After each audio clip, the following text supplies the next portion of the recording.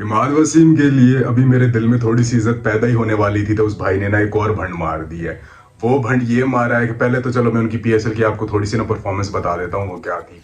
उन्होंने आखिरी के 2-3 मैचेस में परफॉर्म किया, मैं मानता हूँ अच्छा परफॉर्म किया है, लेकिन आप अगर क्वालिटी बॉलिंग देखें ना कि वो किस बॉलिंग के अगेंस्ट था, तो वो कोई इतनी अच्छी बॉलिंग नहीं थी। कोई लोकल प्लेयर्स थे या छोटे मोटे बॉलर्स थे, कोई इतने खास नहीं थे।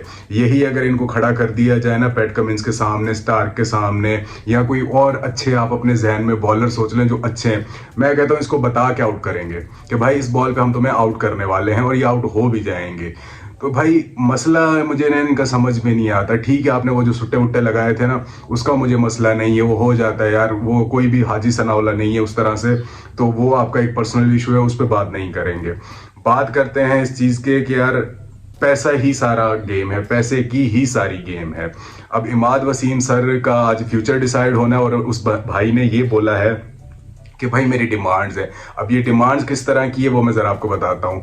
वो लड़कियां नहीं होती, अगर आप किसी को पसंद करते हो तो वो आगे से डिमांड शुरू कर देती हैं कि आपका अच्छा घर होना चाहिए, आप फैमिली के साथ रहते ना हो, आपकी सैलरी इतनी होनी चाहिए, ये फजूल की जो डिमांड्स होती है ना, इस तरह की उसकी डिमांड्स। अब वो भाई बोल रहे हैं कि भाई मैं अगर वापसी आता हूँ ना, तो पहली बात तो यार ये कि पीसीबी को कोई नहीं मिल रहा, और प्लेयर इसके पीछे गए हुए हैं, इसको अप्रोच कर रहे हैं। भाई आपके पास और बहुत प्लेयर हैं, ज़रूरी नहीं है आप इसके पीछे पड़ जाएं। जो लास्ट आईसीसी टूर्नामेंट्स गुजरे हैं जिनमें इन्होंने पार्टिसिपेट किया, उनमें ज़रा इसकी परफॉर्मेंस चेक करें इन भाई की, फिर इनकी तरफ जाएं।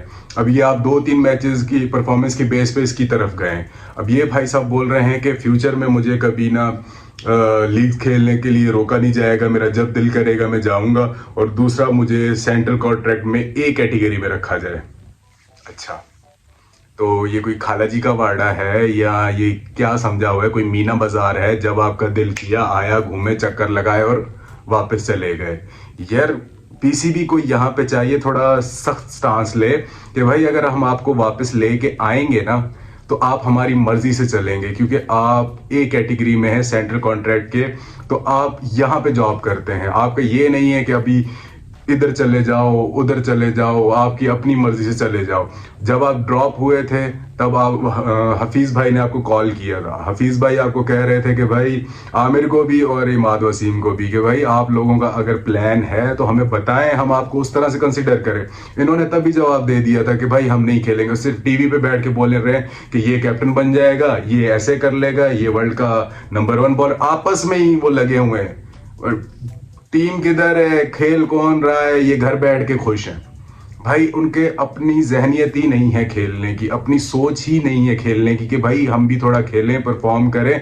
इस तरफ उनका जहन है ही नहीं। वो कहते हैं हम सिर्फ लीग्स खेलेंगे, क्योंकि जब उनको बोला गया था कि भाई आप डोमेस्टिक खेल लो, आगे सीरीज आने वाली है तो आप आ जाना टीम में, तो वो कहते हैं भाई हमारी लीग्स के साथ ना कमिटमेंट है, हम नहीं खेल सकते, हम डोमेस्टिक नहीं खेल सकते।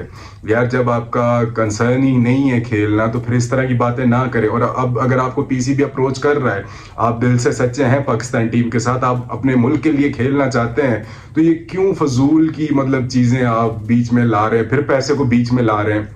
तो यार इस तरह से नहीं चलेगा। अगर आपने लीग खेलनी है, आपका मूड नहीं है, तो आप ना खेलें। एहसान ना करें हम पे कि मैं आप वापस आ रहा हूँ। आप कोई शाहिद अफरीदी नहीं है, या आप कोई और बड़े ऑलराउंडर नहीं है। हमारे पास और आप जैसे आपके जैसे तो हजारों ऑलराउंडर पड़े हुए हैं। तो काइंडली अगर आपने खेलना है तो तरीके से, पॉलिटिक्स ना करें, इस तरह की चीजें ना करें। हमारी टीम ऑलरेडी बहुत बिखरी हुई है।